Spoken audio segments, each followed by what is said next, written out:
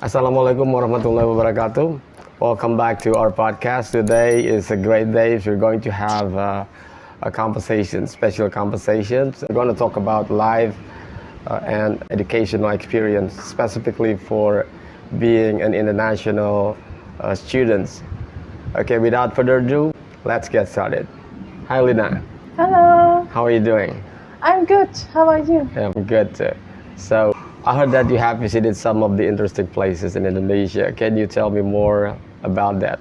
Yes, last weekend I went to Jogja to visit a friend. She's also studying there. Are you enjoying the food? Yes, a lot. What's your favorite food? Gado gado. Are you students or do you work now?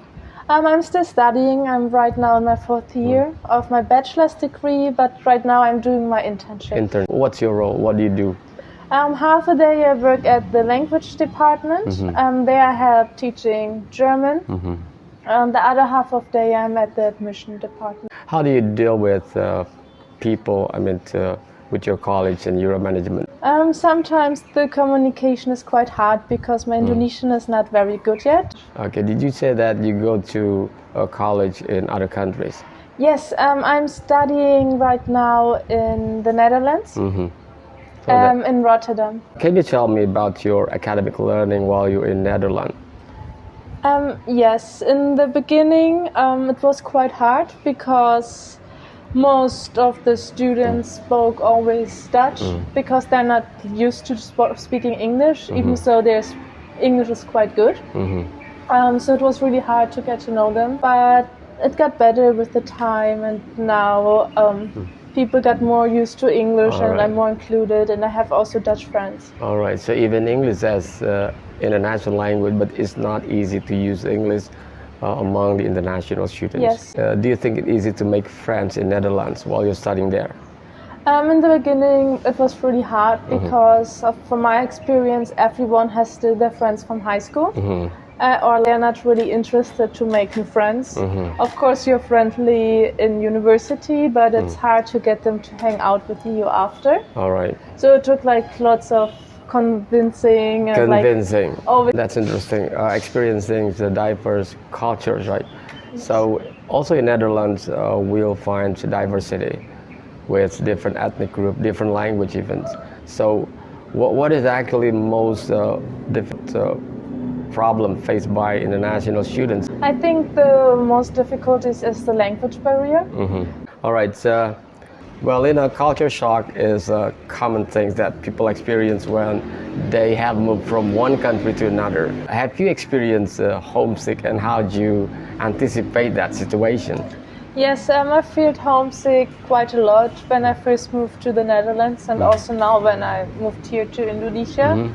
I think it's important to call with your parents or family or friends or whoever you miss and talk to them regularly. You believe that communication with family is important, Yes. and also parents would give some kind of encouragement for their children when they're far away. Another topic that is also interesting and very crucial for most of our students is that about financial difficulties.